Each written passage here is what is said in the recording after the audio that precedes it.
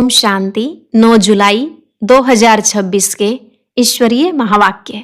पहले सुनते हैं मुरली के मुख्य पॉइंट्स। बाबा ने कहा, अब देह के सब धर्म त्यागो, मामेकम याद करो।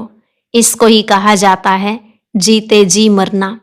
तुम बच्चों को खुशी होनी चाहिए कि हमको वृक्षपति बाप पढ़ा रहे हैं। जो जास्ती याद करेंगे उन पर बृहस्पति की दशा रहेगी। याद से ही कट निकलेगी और खुशी भी रहेगी। फिर बाबा ने कहा, हर एक अपनी अवस्था को देखें कि अगर हम इस समय शरीर छोड़ दें तो किस गति को पाएंगे। धर्मराज का मोचरा न खाएं, बेइज्जती भी न हो। अब ऐसा पुरुषार्थ करना है। जो पुरुषार्थ नहीं करेंगे, धमचक्र मचाएंगे, वह अपना ही पद भ्रष्ट करेंगे। मोचरा खाने वाले इतना ऊंच पद नहीं पा सकेंगे।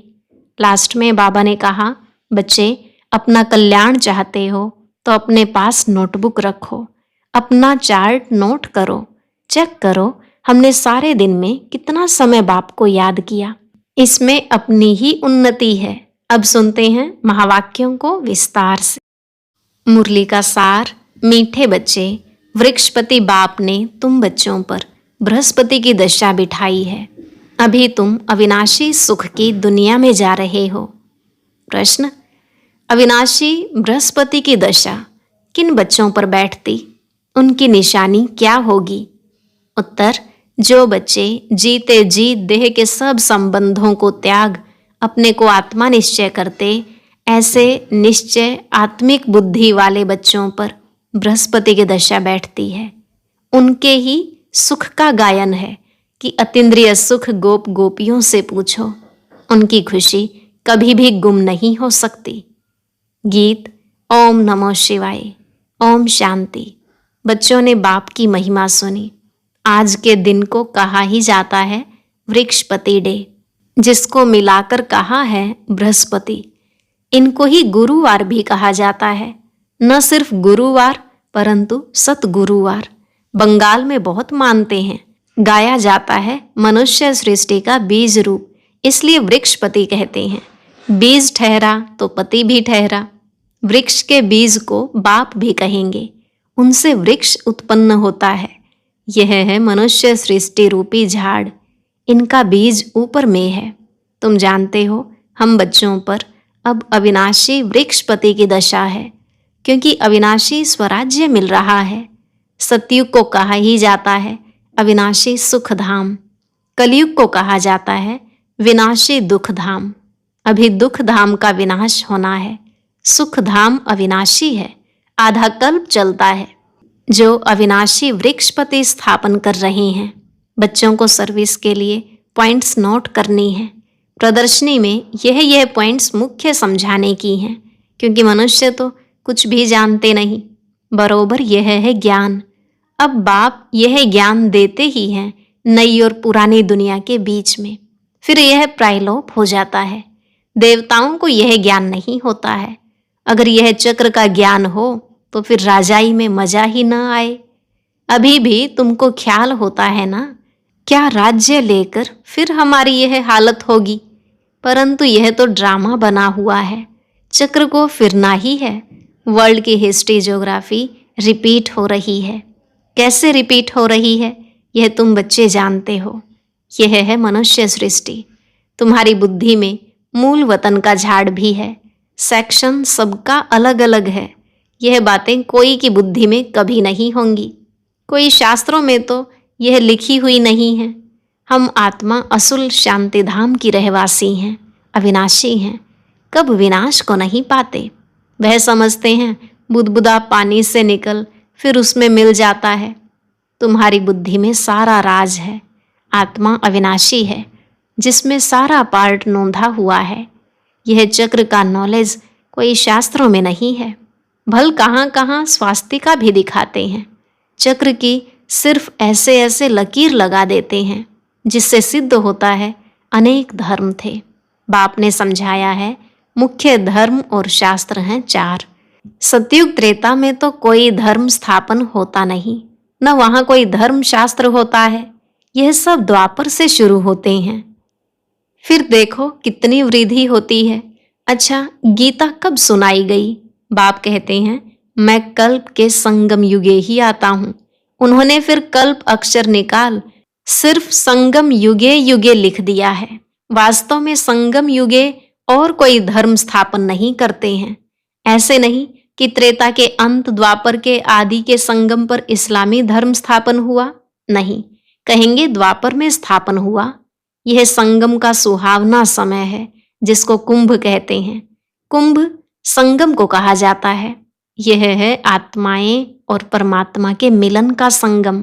यह रूहानी मेला संगम पर ही होता है। उन्होंने पानी की गंगा का नाम बाला कर दिया है। ज्ञान सागर पतित पावन को जानते ही नहीं। उसने कैसे पतित दुनिया को पावन बनाया, कोई शास्त्रों में है नहीं। अब तुम बच्चों को बाप कहते हैं, मामेकम याद करो, देह के सब धर्म त्यागो। किसको कहते हैं? आत्माओं को। इसको कहा जाता है जीते जी मरना।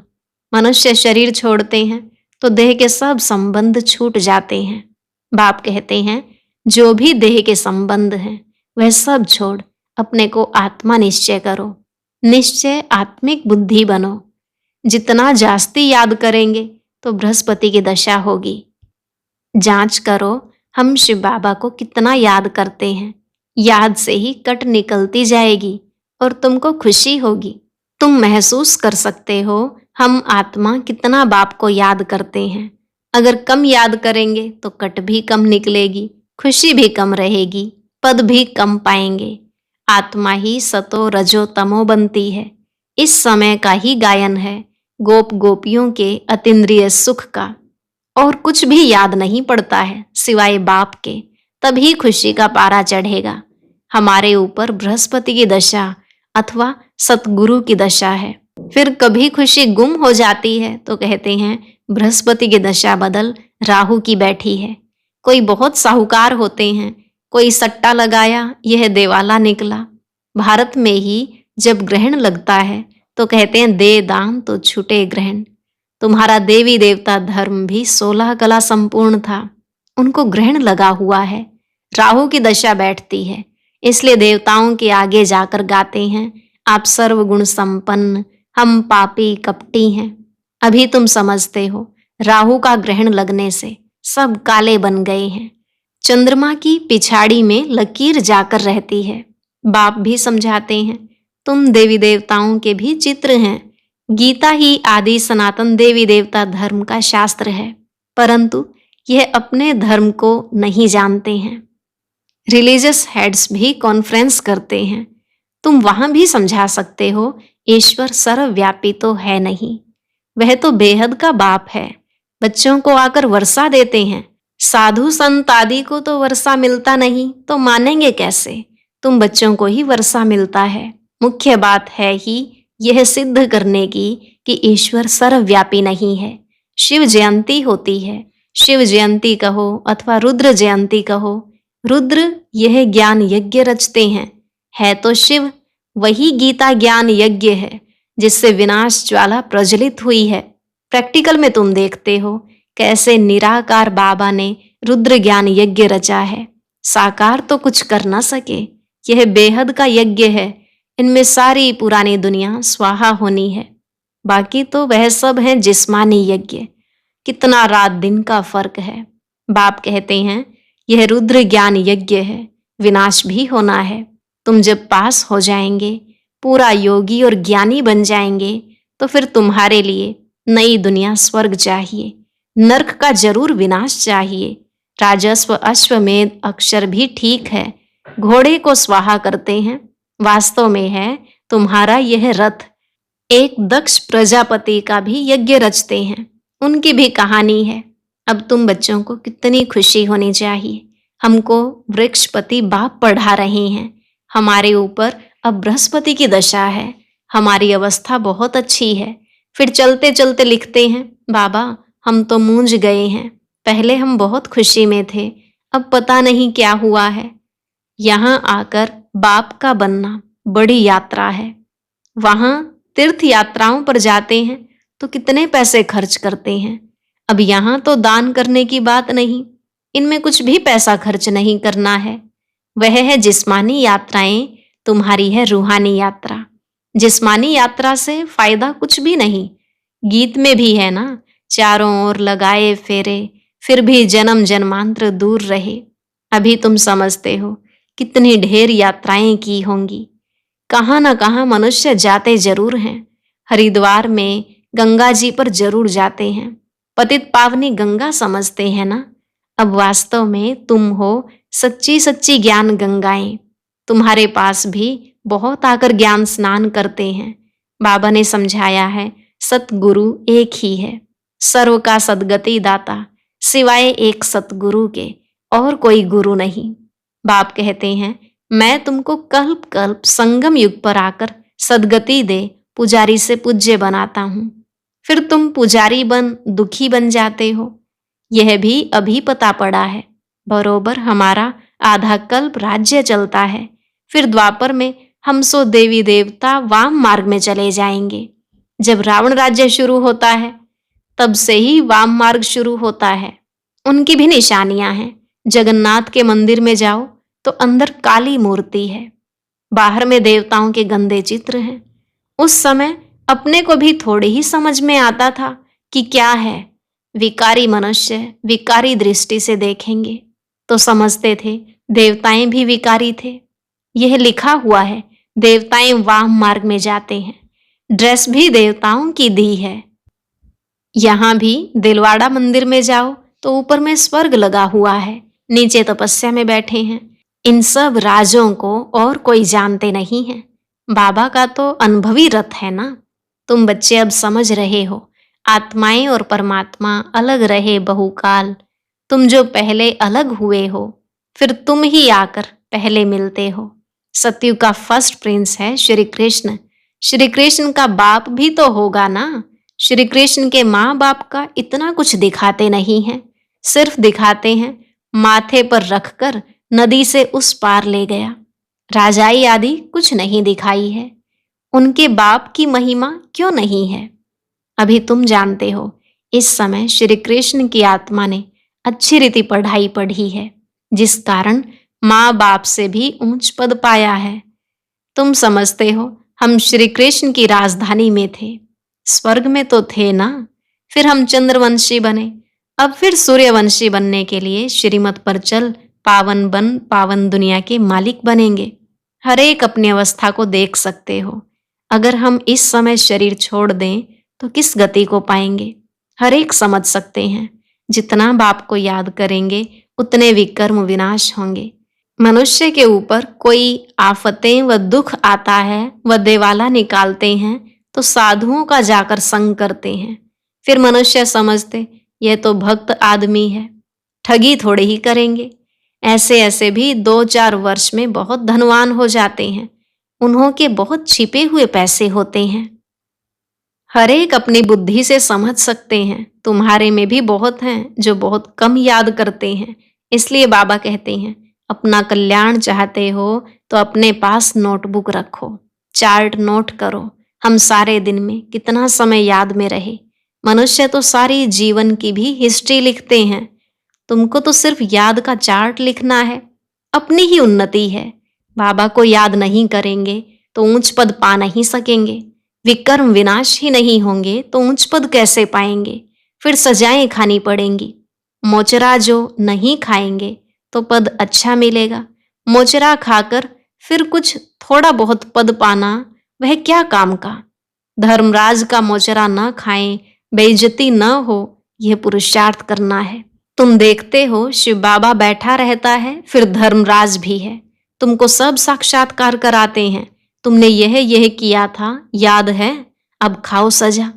फिर उसी समय सजाएं उतनी ही खाते हैं जितनी जन्म जन्मांतर खाते हैं। पिछाड़ी में थोड़ा रोटी टुक्कड़ मिला, उससे क्या फायदा? मोचरा तो नहीं खाना चाहिए। अपनी अवस्था की जांच करनी है। जैसे पोता मेल निकालते हैं, कोई 6 मास का, कोई 12 मास का, कोई तो रोज का भी निकालते हैं। बाप कहते हैं तुम भी व्यापारी हो। कोई विरला व्यापारी बेहद के बाप से व्यापार करे। धन नहीं तो तन मन तो है ना। उनको सर्राफ भी कहते हैं। मट्टा सट्टा करते हैं ना। तुम तन मन धन देते हो, रिटर्न में 21 जन्म के लिए कितना वर्षा पाते हो। बाबा, हम आपका हूं। ऐसी युक्ति बताओ जो हमारी आत्मा और शरीर इन लक्ष्मी नारायण जैसा बन जाए। बाबा कहते, मैं तुमको कितना गोरा बनाता हूं, एकदम रूप ही बदल देता हूं। दूसरे जन्म में तुमको फर्स्ट क्लास शरीर मिलेगा। तुम वैकुंठ में भी देखते हो। तुम जानते हो यह मम्मा बाबा फिर लक्ष्मी नारायण बनेंगे। एम ऑब्जेक्ट भी दिखाते हैं। अब जो जितना पुरुषार्थ करे, अगर पुरुषार्थ पूरा नहीं करेंगे, धमचक्र मचाएंगे तो अपना पद ही भ्रष्ट करेंगे। अच्छा, मीठे मीठे सिकिलधे बच्चों प्रति माता पिता बाप दादा का याद प्यार और गुड मॉर्निंग। रूहानी बाप की रूहानी बच्चों को नमस्ते। रूहानी बच्चों की रूहानी बाप दादा को नमस्ते नमस्ते, गुड मॉर्निंग, शुक्रिया बाबा, शुक्रिया। धारणा के लिए मुख्य सार। पहला पॉइंट, अपनी अवस्था की जांच स्वयं ही करनी है। अपने कल्याण के लिए डेली डायरी रखनी है जिसमें याद का चार्ट नोट करना है। दूसरा, बेहद के बाप से सच्चा सच्चा व्यापार करना है। अपना तन मन धन बाप हवाले कर 21 जन्मों के लिए रिटर्न लेना है। निश्चय बुद्धि बन अपना कल्याण करना है। आज का वरदान, खुशी के साथ शक्ति को धारण कर विघ्नों को पार करने वाले विघ्न जीत भव। खुशी के साथ शक्ति को धारण कर विघ्नों को पार करने वाले विघ्न जीत भव। जो बच्चे जमा करना जानते हैं वह शक्तिशाली बनते हैं। यदि अभी अभी कमाया, अभी अभी बांटा, स्वयं में समाया नहीं तो शक्ति नहीं रहती। सिर्फ बांटने व दान करने की खुशी रहती है। खुशी के साथ शक्ति हो तो सहज ही विघ्नों को पार कर विघ्न जीत बन जाएंगे। फिर कोई भी विघ्न लगन को डिस्टर्ब नहीं करेंगे। इसलिए जैसे चेहरे से खुशी की झलक दिखाई देती है, ऐसे शक्ति की झलक भी दिखाई दे। स्लोगन, परिस्थितियों में घबराने के बजाय उन्हें शिक्षक समझकर पाठ सीख लो। परिस्थितियों में घबराने के बजाय उन्हें शिक्षक समझकर पाठ सीख लो। अव्यक्त इशारे, ज्वाला स्वरूप स्थिति में रह शक्तिशाली याद का अनुभव करो। लास्ट सो फास्ट पुरुषार्थ ज्वाला रूप का ही रहा हुआ है। पांडवों के कारण यादव रुके हुए हैं। पांडवों की श्रेष्ठ शान, रूहानी शान की स्थिति यादवों के परेशानी वाली परिस्थिति को समाप्त करेगी। तो अपनी शान से परेशान आत्माओं को शांति और चैन का वरदान दो। ज्वाला स्वरूप अर्थात लाइट हाउस और माइट हाउस स्थिति को समझते हुए इसी पुरुषार्थ में रहो। आज का अव्यक्त ज्ञान मोती सुनने के लिए ऊपर दिए गए बॉक्स पर क्लिक करें। अगर बॉक्स दिखाई नहीं दे रहा है तो ऊपर जो कॉर्नर में शो लिखा हुआ है उस पर क्लिक करें।